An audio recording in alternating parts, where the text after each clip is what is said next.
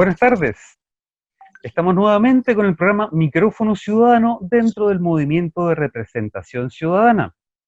Tenemos como invitada a esta oportunidad a Consuelo Villaseñor, psicóloga de la Universidad Central, especialista en cuidados paliativos. Ella trabaja con enfermos terminales de cáncer en el Policlínico de Cuidados Paliativos y Alivio del Dolor. Esto es Hospital Herminda Martín en Chillán. Y es presidenta de la Confederación Democrática de Profesionales Universitarios de la Salud, también conocida como Confedeprus. Consuelo, de parte de Denis Martel y de Daniel, también de parte mía, Ignacio, te agradecemos que estés acá, te damos la bienvenida. ¿Cómo estás?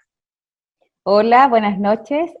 Agradecida de que me inviten a este espacio, ya que hoy día la salud pública está absolutamente en el tapete de la discusión. Así que yo creo que va a ser una conversación bastante oportuna, ¿cierto?, en relación a la vivencia que estamos hoy día producto de la crisis sanitaria en tiempos de pandemia. Entremos en materia, Consuelo. En estos momentos de cifras críticas, ¿qué se puede hacer para parar el contagio de funcionarios de la salud? Bueno, tenemos bastantes funcionarios y funcionarias contagiadas hoy día en nuestros establecimientos, y lo que deberíamos hacer, o debería hacer la autoridad más que nada, porque nosotros también tenemos harto autocuidado en relación a aquello, en ocupar de manera apropiada los equipos de protección personal, ¿cierto?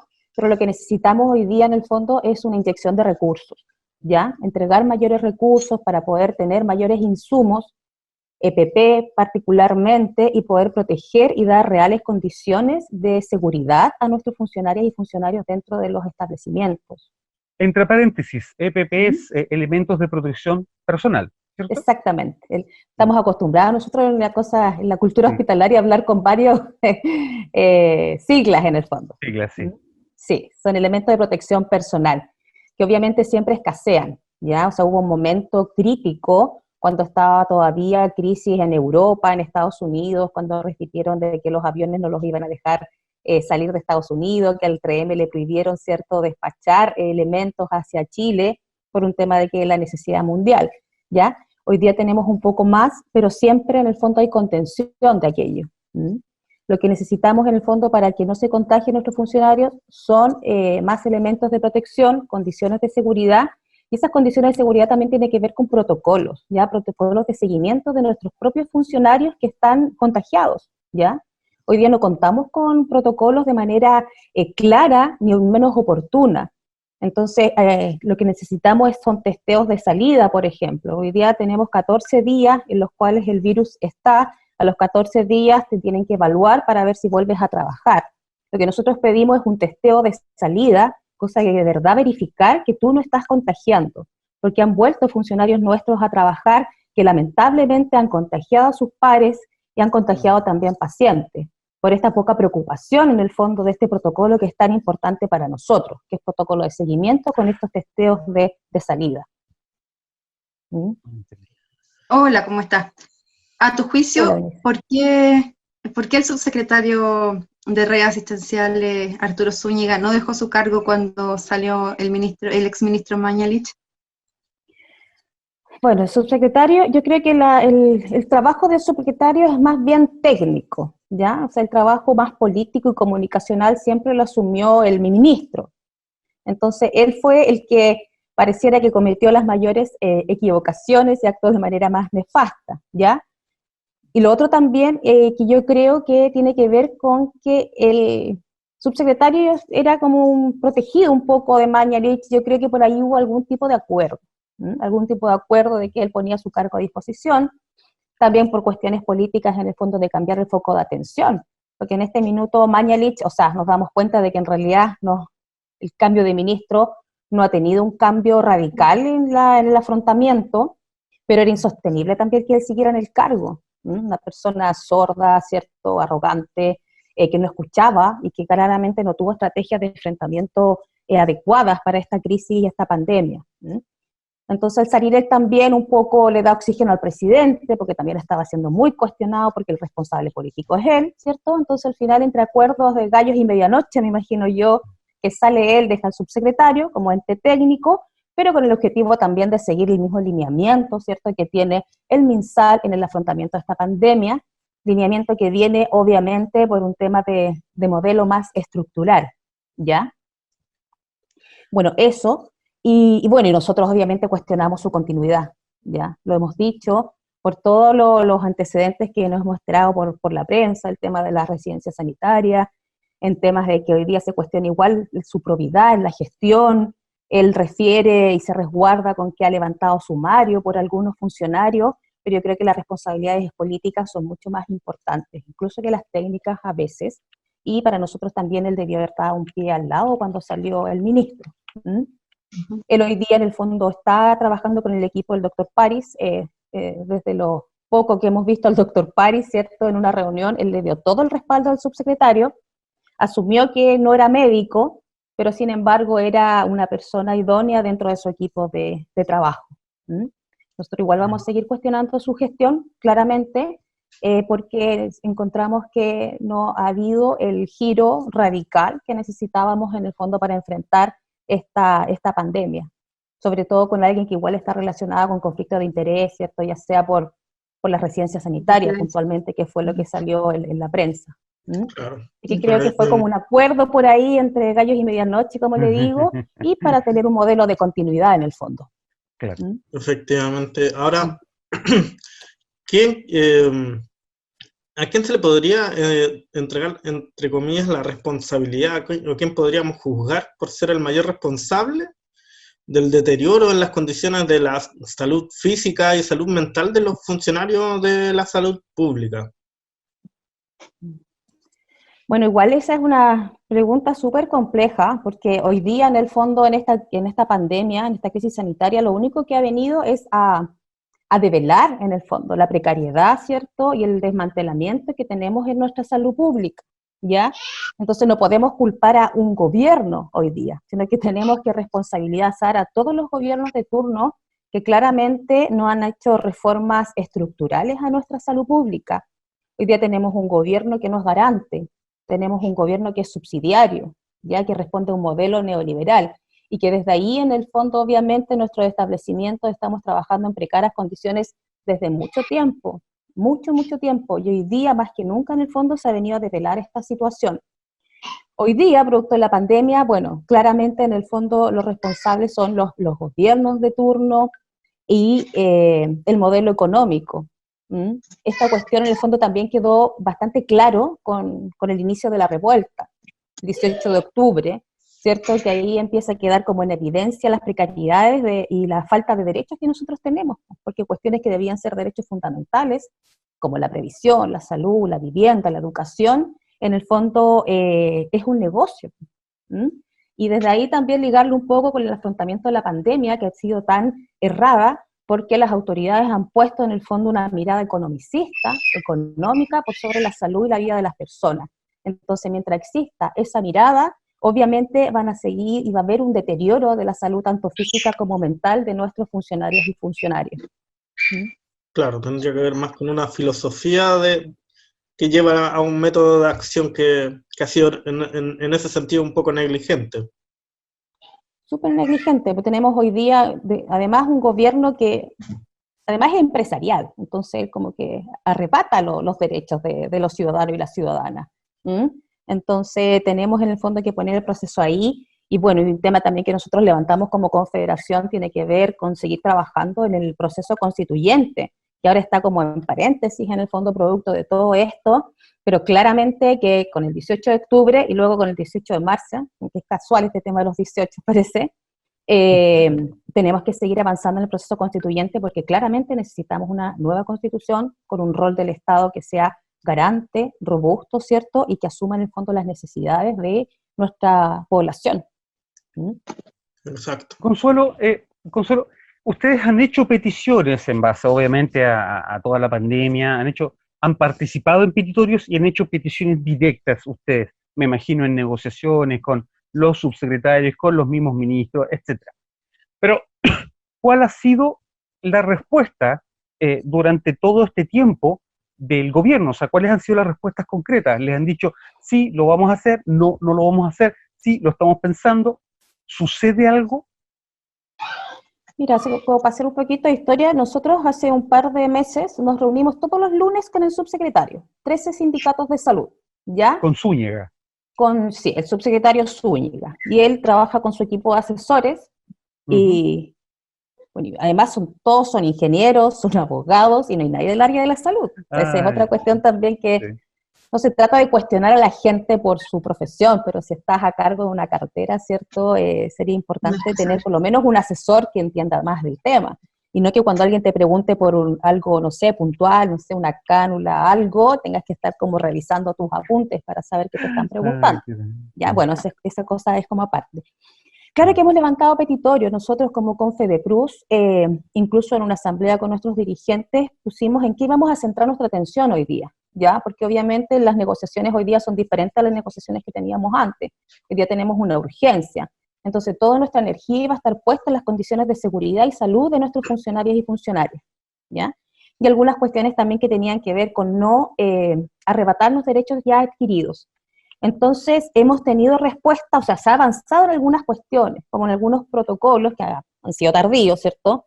Pero se ha avanzado, pero necesitamos mayor especificidad. Desde ello, para poner el ejemplo completo de hoy día, tuvimos una reunión con Relaciones Laborales, que son los asesores del subsecretario, y exigíamos nosotros respuesta, y ellos nos decían, claro, ellos nos dan respuesta, pero las respuestas en el fondo no son soluciones a nuestros conflictos ni a nuestras demandas, ¿ya? Entonces nosotros igual tenemos ahí una evaluación muy crítica y de que en el fondo la autoridad no nos da la respuesta a los temas que nosotros queremos levantar. Lineamientos claros, ¿cierto? Lineamientos oportunos, cuarentenas tardías, porque eso también nos afectó a nosotros como funcionarias y funcionarias, ¿cierto? Y también con el tema del trabajo remoto. O sea, los servicios de salud funcionan de manera autónoma. Entonces, lo que nosotros pedíamos es que en el fondo salieran lineamientos claros y indicaciones claras en los servicios de salud, con el objetivo de que los directores de servicios y de establecimiento autogestionado no tuvieran que usar su criterio, porque el criterio yo le pongo adelante un paréntesis y le pongo porque en realidad tenemos bastantes autoridades que son de criterio y trabajan más con aquello. Entonces, obviamente están bastante al debe con las y los trabajadores. Refieren que hay voluntad política, pero no concretamos los temas con un documento, ¿cierto? Ni con nada que conlleve algo de seguridad para nuestros funcionarios y funcionarias. Pero no por eso vamos a dejar los espacios, porque también en algún minuto definimos si, bueno, conversamos o no conversamos con ellos, en el fondo no es mucho lo que sacamos, pero exacto, tenemos a nuestros representados, ¿cierto? Y tenemos que estar en ese espacio, y por último, para marcar nuestra posición política, ¿cierto? Y darle urgencia a los temas que antes eran importantes y hoy día son de verdad urgentes. Claro, poner los temas en la mesa. Exactamente. ¿Qué posibilidad? Y con la mirada nuestra también. ¿Sí? Me gustaría preguntarte, ¿qué posibilidad hay de recuperación o de tratamiento de los contagiados, voy a mirar para no equivocarme, 13.247 funcionarios de salud contagiados? Sí, ¿Hay alguna posibilidad de tratamiento?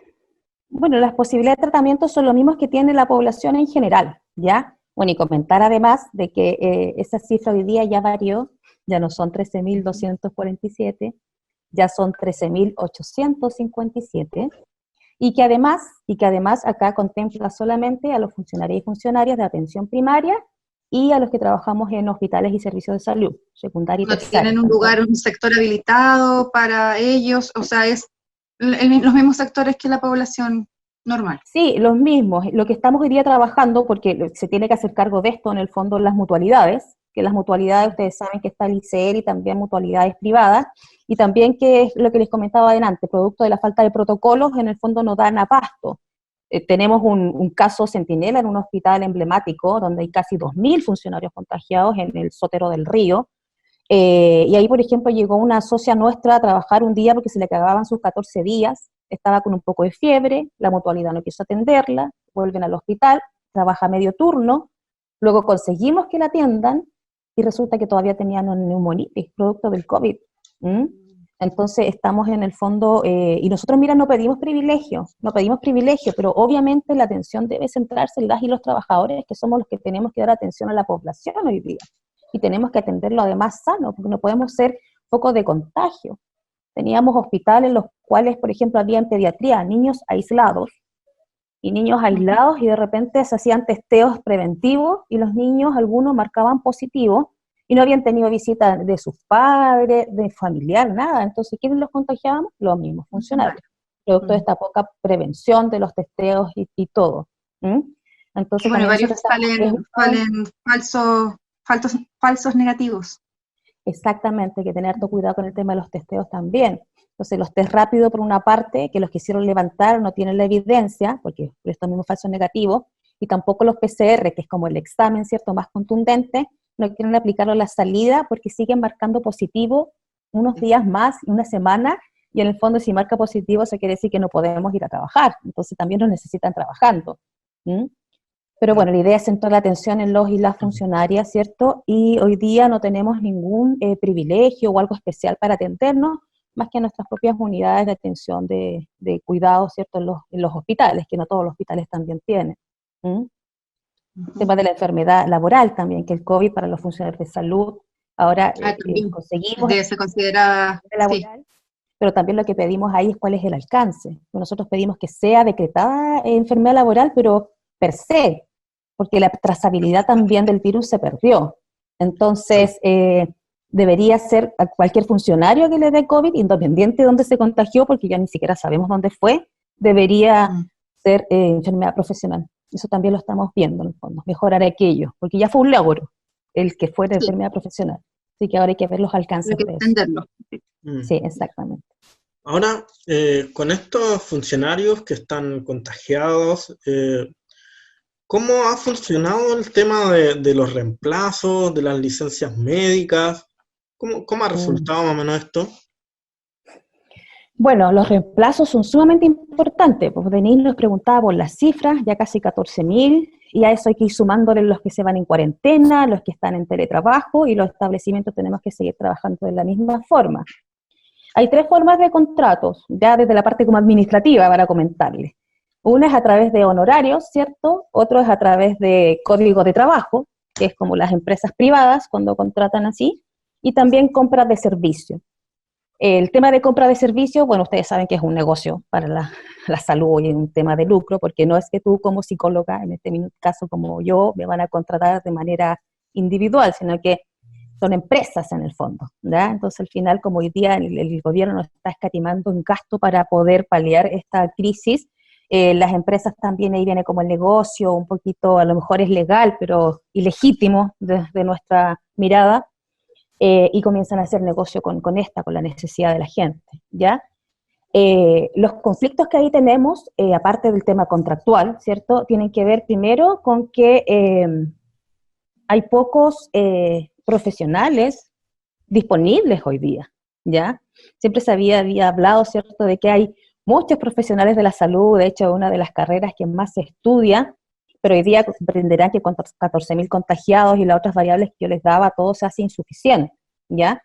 Entonces, en uno de los primeros decretos que sale, que es cuando se decreta la pandemia, ¿cierto?, acá en Chile, uno de lo que se provocó tenía que ver con que se podían contratar estudiantes de últimos años, ¿ya? Sí. ¿Cierto? Eso está ocurriendo, y lo otro que también está ocurriendo que son personas en el fondo que son muy nuevas, entonces hay que estar haciéndole inducción a ellos, ¿cierto? Y en el fondo lo que hoy día necesitamos es personal especializado, sobre todo en el tema de las camas críticas, ventilación mecánica, ¿cierto?, invasivas, porque como este gobierno eligió ese tema de inmunidad de rebaño como estrategia, ¿cierto?, apuntando a la reconversión de camas y apuntando, ¿cierto?, a que la gente ocupara los ventiladores, que si la gente se contagiara para ser inmune, no hizo prevención, que debió haber sido lo primero que debió haber hecho.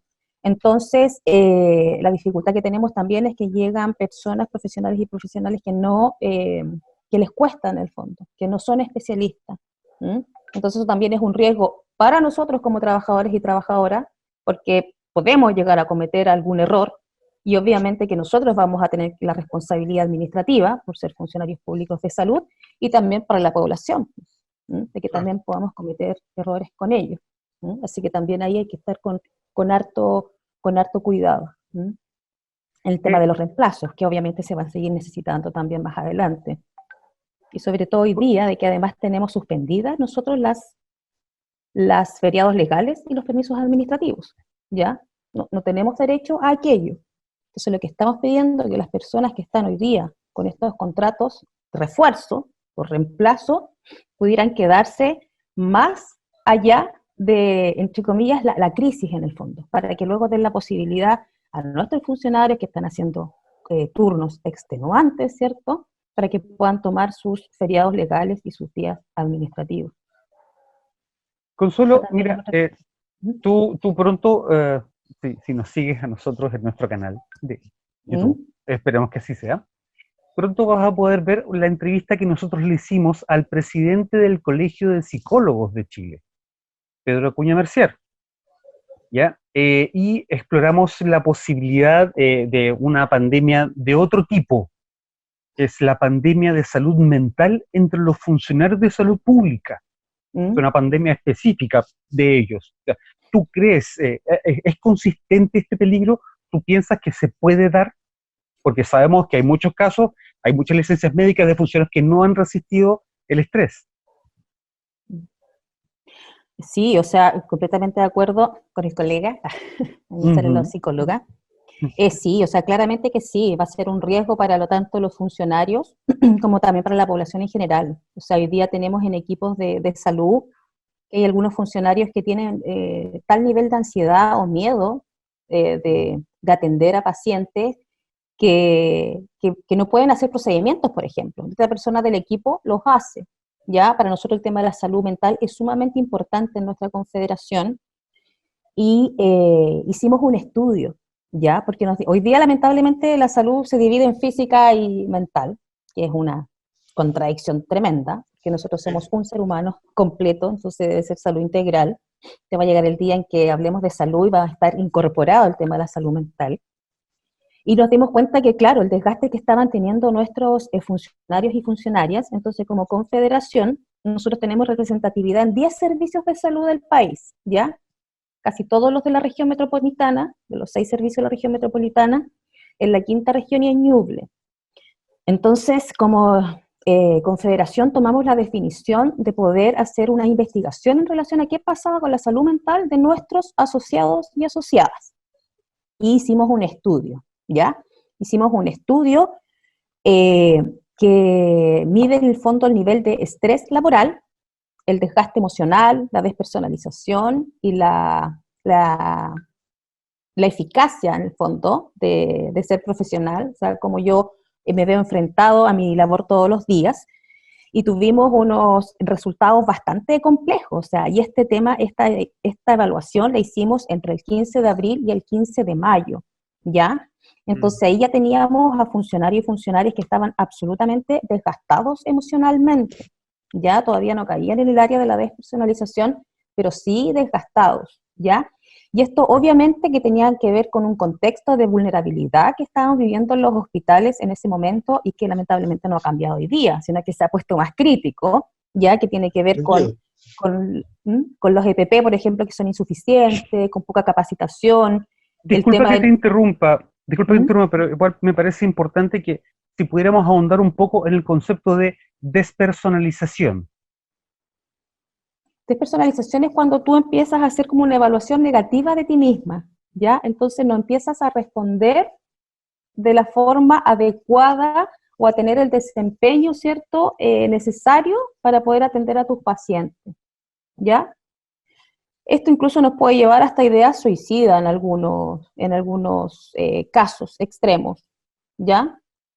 Entonces, como eso, en el fondo es no tener como una evaluación negativa de nosotros en la atención de nuestros pacientes. Cuando tengamos esa evaluación negativa, en el fondo le empezamos a disminuir como el interés al paciente, ¿cierto? Y eso obviamente nos puede llevar a actuar de manera no adecuada, a desempeñarnos de manera no muy adecuada.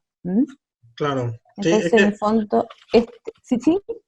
Sí, es que básicamente como apuntando a este tema de la despersonalización, claro, existe un riesgo ahí de lo que puede ser como una secuela, ¿cierto?, del estrés postraumático, muy parecido, ¿cierto?, en el fondo donde la persona ha pasado expuesta las situaciones estresantes por tanto tiempo, ¿cierto? Que genera una especie de bloqueo emocional y obviamente eso no solo va a impactar en el desempeño de la persona en su trabajo, obviamente, sino para toda su vida. Entonces, claro, en el riesgo que se corre a medida que la pandemia y la situación crítica se extiende, obviamente ese tipo de situaciones se vuelve más probable de dar. Entonces, en ese sentido, claro, o sea, podríamos estar a lo mejor a puertas de enfrentar una crisis de salud mental bien importante en ese sentido. En general, la labor siempre es sometida a estrés, a trasnoches, entonces yo creo que igual tienen ahí ya cierto trecho de costumbre acerca de lo extenuante que son las jornadas en el área de la salud. Claro, pero hoy día particularmente eso está demasiado extremo, o sea, uno de lo que se hizo en el fondo fue tener turnos de 24 horas, pero con 3 días libres, y hoy día lo que estamos viviendo, la realidad de nuestros hospitales es que son turnos de 24 horas, pero por un día libre, y además tienen alta rotación, ¿cierto? Están muy desgastados nuestros funcionarios y funcionarias, además ustedes saben que el 80% de los funcionarios somos mujeres, entonces ahí también está el rol de cuidado, de doble cuidado, ¿cierto? De tener que dejar a los hijos encargados, ¿cierto? No verlos por el miedo a contagiarlos, a no poder abrazarlos. Entonces el tema del vínculo también disminuido con la familia es un riesgo para nuestros funcionarios y funcionarias. Sí. Entonces, obviamente esto nosotros, una cosa fundamental también, que desde la salud mental y desde otras también áreas que para lograr nuestros objetivos tiene que ver con las alianzas, ¿ya? O sea, nosotros solo sabemos que nos va a costar más llegar a nuestros objetivos, entonces hoy día estamos trabajando con otros sindicatos de salud, varios, 16 sindicatos bajo el alero de la CUT, ya en la Secretaría de Salud de la CUT, y este mismo estudio que nosotros hicimos hace un poquito más de un mes con nuestros profesionales, ¿cierto? Y hoy día estamos en la segunda evaluación. Nos acompaña ahora la Universidad Católica de Valparaíso, que se interesó en nuestro estudio, así que estamos haciendo la segunda evaluación, y lo vamos a hacer en 2 semanas más, va a tener lanzamientos bajo el alero de la CUT a través de la Secretaría de Salud. Entonces la idea de ahí es evaluar a todos los funcionarios y las funcionarias, a los 120.000 que trabajamos, ¿cierto?, en esa repartición en redes asistenciales, y ojalá alcanzar la muestra que son 6.000 funcionarios. Y desde ahí también poder levantar propuestas, porque lamentablemente no hubo prevención, producto de la demanda, ¿cierto?, y la exigencia, pero hoy día sí necesitamos medidas de reparación, más bien inmediatas, que también sabemos que es súper difícil hoy día llevarlas a cabo también, porque desde lo que aparece, ¿cierto?, desde el trabajo que tenemos que hacer, lo primero que necesita nuestra gente es descansar. Y lamentablemente lo más difícil hoy día es darle días libres para que se vayan a descansar. Pero son demandas que tenemos que levantar por la conciencia que tenemos de la salud mental, ¿cierto? Y las necesidades de nuestros funcionarios y funcionarias. Pero la salud mental es un tema que obviamente llegó, que no tiene que ver con una cosa puntual de hoy día, porque obviamente, como tú decías, Daniel, es un tema a largo plazo. Entonces, incluso con estos estudios que estamos haciendo, queremos incidir hasta en políticas públicas, en el fondo, para poder de verdad hacerse cargo de la salud mental de nuestros funcionarios y funcionarias.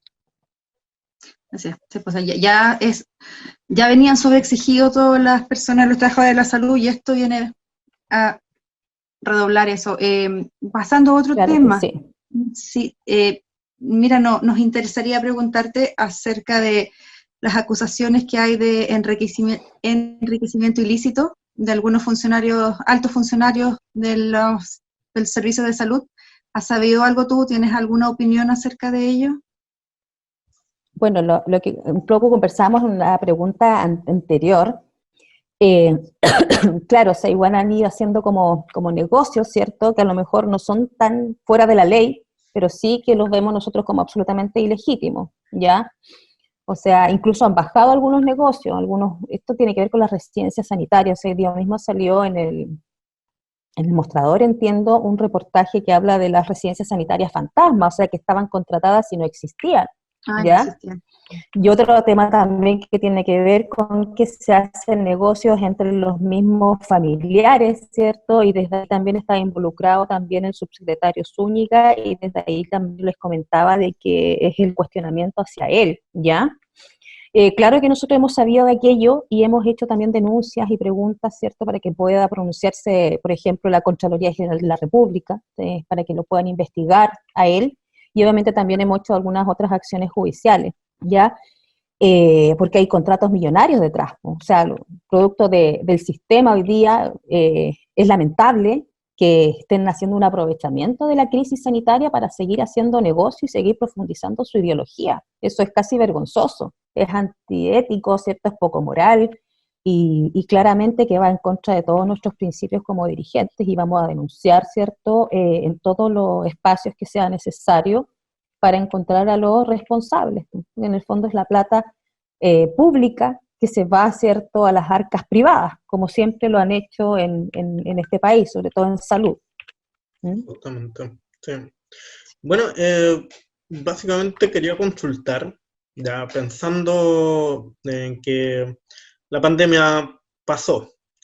¿Existe la posibilidad de un reconocimiento al gremio de salud posterior a esto? ¿O lo ves muy lejano, muy poco probable? Mm. Bueno, sería súper bonito eso para los funcionarios y las funcionarias, ¿eh? Primero por ahí que nos hacía reconocimiento era justamente el ex ministro Mañalich, que decía que ya hoy día le vamos a dar a aplaudir y cuestiones.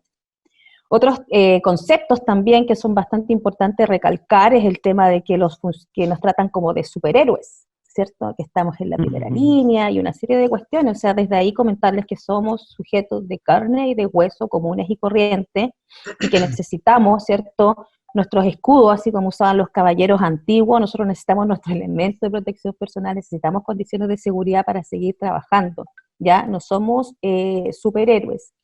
A pesar de todo lo negativo que yo les hablaba de la salud mental, nuestros funcionarios y funcionarias también igual tienen una sensación de realización por hacer su trabajo y por hacerlo bien, ¿ya? O sea, hay alta vocación de servicio también en nuestros funcionarios y funcionarias. Y si ha de venir algún reconocimiento, ¿cierto?, o así como una forma de premiar a los funcionarios, ahora no hace poco, hace un par de meses salió un proyecto de acuerdo del Senado, ya, en el cual refieren de dar un bono a los funcionarios de salud, ya, un bono. Es de la misma orden del bono que se dio luego de la revuelta a los personajes del GOPE, ¿ya? Ah, sí, ¿verdad? Ignacio parece que se recuerda también de aquello, ¿ya? Sí. Entonces, desde ahí, claro, quizás poder impulsar algo como aquello, pero más que pensar en un bono como en dinero, ¿cierto? Lo que nosotros pensamos es en poder otorgar un beneficio, ¿cierto?, a los y las trabajadoras, que se puede llamar bono, ¿ya? Pero que en el fondo reconozca. Nosotros en el estatuto administrativo tenemos un día compensatorio, un descanso compensatorio, que se da a todos los funcionarios como una asignación que trabajan en unidades críticas, como la urgencia, por ejemplo, ¿ya? Entonces lo que nosotros definimos hoy día, que la situación catastrófica que vivimos hoy día es como si estuviéramos todos, independientes de la labor que realicemos en los hospitales, en los consultorios, atendiendo situación crítica.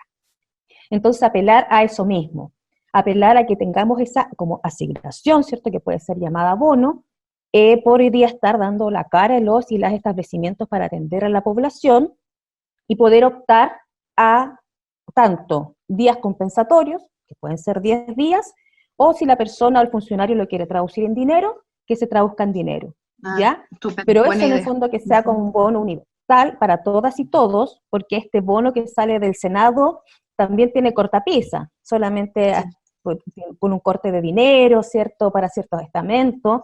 Entonces lo que nosotros esperamos que no tenga corte de dinero, que sea para todos los estamentos, y además que sea para todas las funciones, o sea, independiente si tú eres clínico o si eres también administrativo o manejas la ambulancia, ¿ya? Sino que sea universal para todas y todas. Yo creo que eso sería un buen reconocimiento en el fondo de parte de la autoridad, ¿cierto?, para las y los funcionarios. Claro. Así que esperemos Es que un eso poco siga reacio el gobierno avanzando y que no. Un poco reacio el gobierno a los bonos universales, pero ahí hay que hacer fuerza Claro. para que así Sí. sea.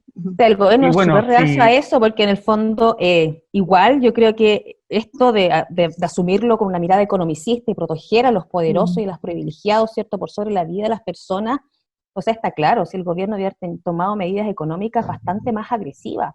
Por ejemplo, un tema eso de, en vez de dar cajas, ¿cierto?, o dar estos sueldos, ¿cierto?, espontáneos, deberían en el fondo haber hecho un bono universal para todas y todos.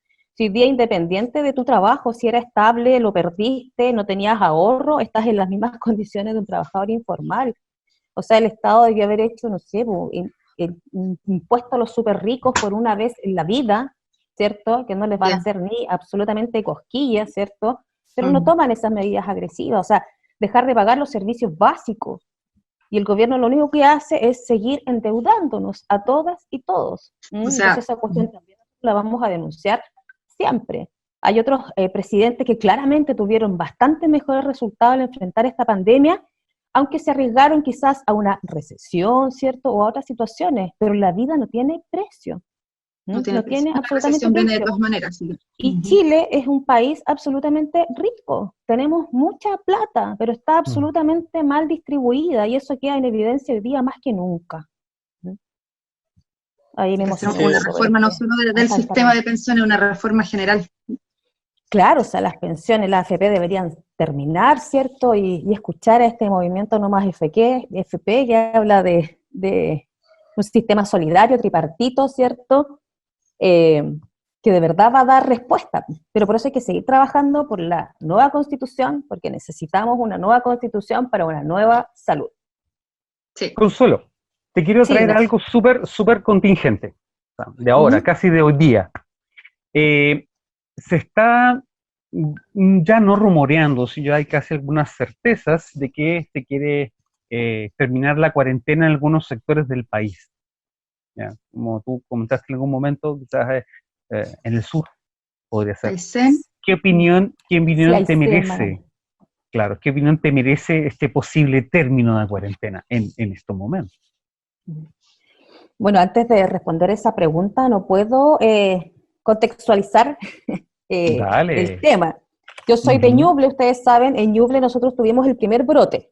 No sé si recuerdan. Incluso el director del servicio se contagió, ¿cierto? Y lamentablemente estuvo entubado, pero se recuperó, ¿cierto? Y todo. O sea, fue un brote increíble, ¿cierto? Producto de algunas negligencias que hubo por ahí. Entonces, desde ahí, desde esa semana, que fue la semana del 20 de marzo, nosotros como confederación empezamos al tiro a levantar la consigna de una cuarentena, ¿ya? No cerrar todo el país, pero sí por zonas específicas, y obviamente todos sabemos la condición de la región metropolitana, que Santiago es Chile, ¿cierto? Por un tema geográfico, estructural y todo lo que tú quieras, si Santiago colapsa, colapsa todo Chile, que fue lo que vimos ahora y estamos viviendo, con una ocupación, ¿cierto?, altísima de los hospitales. Y empezamos a pedir la cuarentena, cuestión que no se hizo. De hecho, nosotros en la región de Ñuble, ahí mismo, en Chillán, hicimos el primer recurso de protección como confederación pidiendo la cuarentena, ¿ya? Obviamente el recurso salió rechazado, porque están rechazando todo desde Así es. claro, de tribunales y todo, pero lo manejamos tan bien comunicacional y políticamente que a los pocos días igual tuvimos cuarentena en Chillán. Y eso hizo un poco que bajaran los niveles.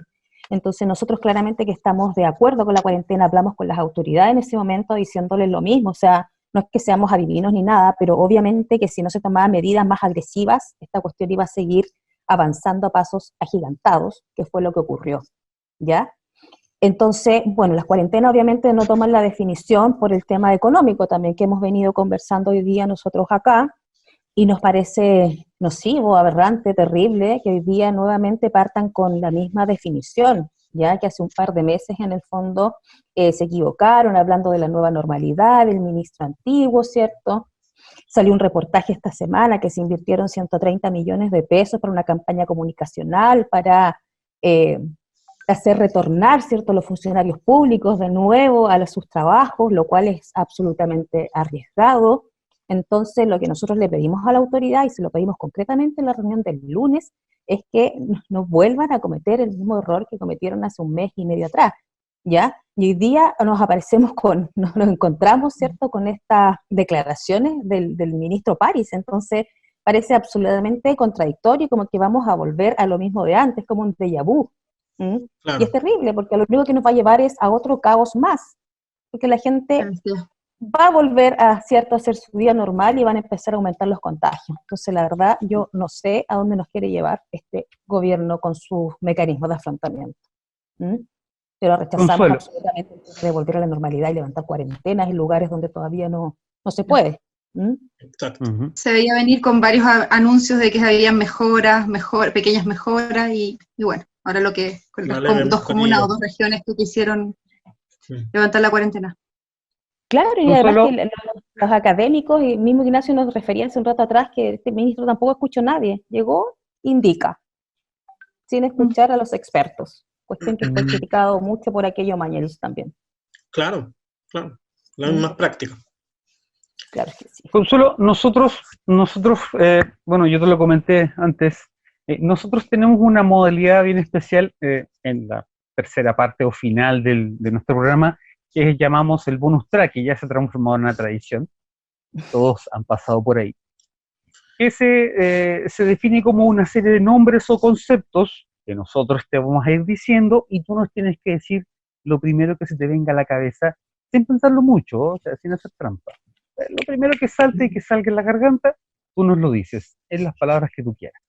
¿Y si es un improperio producto de la rabia, le ponen un pitito después? No vamos a poner nada, ya te dijimos que nosotros no censuramos. Aquí no hay censura. ¿Ya? Ya. Lo pasamos en horario nocturno. Ya, muy bien. Ya. Bueno, el primer concepto es Jaime Mañalich. Ex ministro, qué bueno. Bueno, nefasto, sordo, que puso la desconfianza máxima entre los trabajadores y entre la ciudadanía con la autoridad, manipulador arrogante y manipulador absolutamente. O sea, todos sabemos lo que hizo en su primer periodo como ministro, que manipuló las listas de espera, ¿cierto?, diciendo que las había sacado, que se había atendido y la gente incluso estaba muerta y nunca recibió la atención. Así que desde esa experiencia, en realidad, cualquier cosa podíamos esperar de él. Y lamentablemente superó las expectativas de su nefasta acción en este corto tiempo que estuvo. Enrique París. París. Aparte de ser chiquitito, bueno, es un ministro entrante que viene con nuevos aires, al parecer refiere que va a dialogar con la gente, cuestión que nosotros in situ vemos que no es realidad. Va al Hospital San José porque partió con harto trabajo en terreno, ¿cierto? Y no convoca a los dirigentes, terminan, ¿cierto?, sus secuaces, digo yo, que son sus guardaespaldas, qué sé yo, ¿cierto?, ahí maltratando a nuestros dirigentes. Entonces, igual falta a eso de la confianza, o sea, llegar con un discurso y no cumplirlo, yo creo que eso hace desconfiar de manera inmediata de las personas. Y esperamos que de verdad haga un giro radical al enfrentamiento, pero lamentablemente con las definiciones como hoy día, también cierto parten las desconfianzas y sigue la misma línea en el fondo que el ex ministro. Consuelo, Paula Daza. Paula Daza, bueno, ella es mujer, por una cosa de género, No, me cuesta dale. un poco, pero bueno, nada, pues ella es parte, ¿cierto?, de la nefasta gestión de Mañalich, se queda en su cargo, y lo que nos da, en el fondo, y nos hace pensar del modelo de continuidad de afrontamiento, y la verdad no tengo mayores ni expectativas ni opinión con ella. Siento que no dan el ancho, nada más. El cafecito. Va a ser claro, recordada por el cafecito, sí. Sí, y de hecho hay una cumbia del coronavirus, no sé si la han escuchado ustedes, muy graciosa. No. La parte de ella es muy graciosa, es muy graciosa. La vamos a buscar. Cuando habla justamente Denise del café. Sí, búsquenla. Va a ser el hit del año nuevo. La voy a buscar. Sí. Salud privada, ¿qué te dice eso? Salud privada, o sea, un tremendo negocio a costa de las arcas fiscales y públicas de nuestra gente, de nuestro pueblo.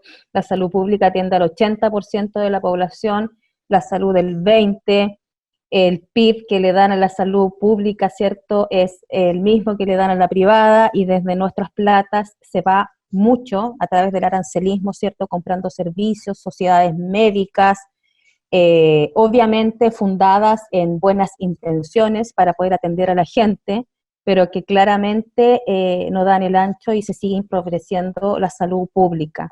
Nosotros esperamos y vamos por un sistema único de salud, ¿cierto?, que sea universal, que sea de calidad, que dé una atención digna, pero que sea un sistema único, que lo maneje solamente una cartera. Eso, que se extinga la salud privada. Perfecto. O si quiere existir, que sí exista, pero con sus propias uñas, pero que nosotros no lo estemos subsidiando.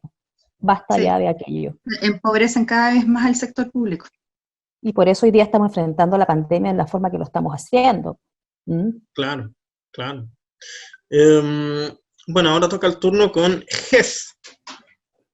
GES, el famoso auge al principio, ¿cierto?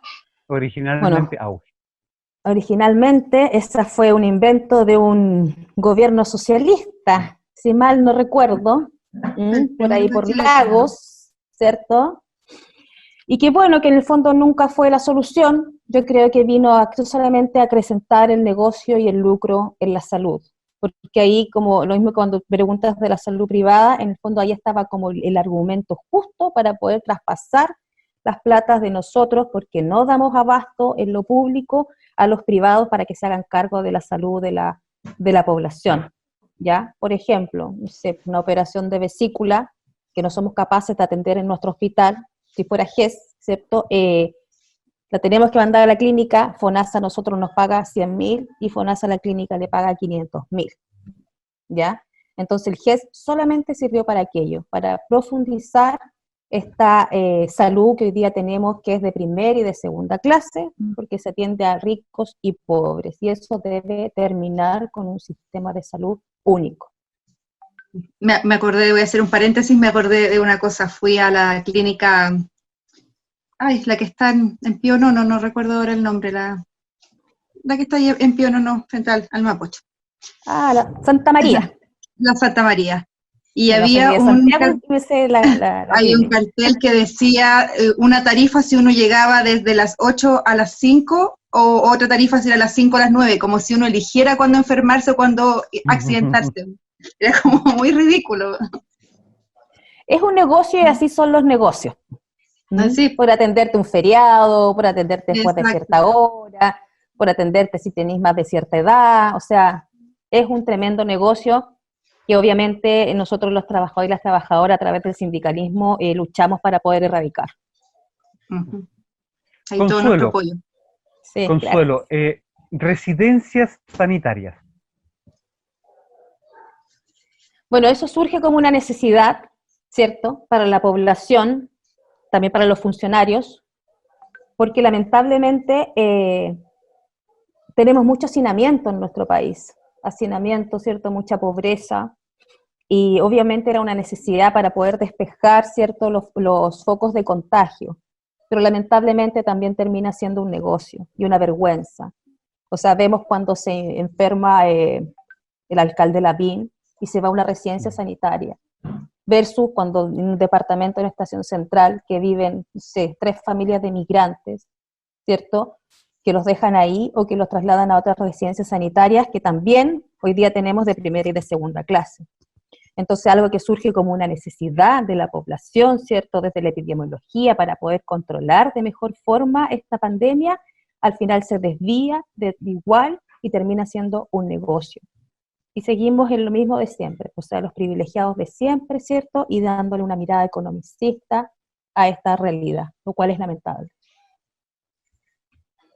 Alejandra Matus. Seca. Ella fuerte, sin miedo, sin pelos en la lengua, ¿cierto? Yo creo que ella ha sido un apoyo absolutamente indirecto, porque ni la conozco a ella, pero yo creo que a todos en el fondo nos ha ido abriendo los ojos en varias situaciones y hemos también tenido esa necesidad de investigar, de indagar, y nos ha promovido, ¿cierto?, de manera indirecta también a hacer estas presentaciones a contralorías y juicios y qué sé yo, ¿ya? Porque además nosotros lo vivimos desde dentro de los hospitales. Así que yo creo que sería bastante bueno quizás juntarse a conversar con ella para ahí avanzar en conjunto desde lo práctico, desde el minuto y desde la investigación. Siempre es bueno aquello, trabajar en alianzas. Sí. Oye, Consuelo, tú sabes que nosotros entrevistamos a Alejandra Matus. ¿Ya? Está el video, ya está montado en nuestro canal de YouTube, así que paséate por ahí Poquitos días, así que está bien actual. y revísalo. Ah, Sí, lo voy sí, a está buscar. fresquito, está re bueno. Súper, lo voy a En buscar. serio. Qué bueno. Lo voy a buscar Consuelo, entonces. ¿Mm? Consuelo, te queríamos agradecer, te pasaste por la entrega de información, por la disposición de tu tiempo, por tu buen humor también, de parte de el Movimiento de Representación Ciudadana, que es lo que nos enmarca, de parte de nuestro programa, que es Micrófono Ciudadano, de parte de Daniel, Denise y de parte mía. Muchas gracias. Así es. Bueno, agradecerles a ustedes, Denise, Daniel, Ignacio, porque la verdad es importante para nosotros estar en estos espacios, poder conversar y dar una mirada, ¿cierto?, desde adentro de la realidad y de la situación que estamos viviendo en nuestros hospitales.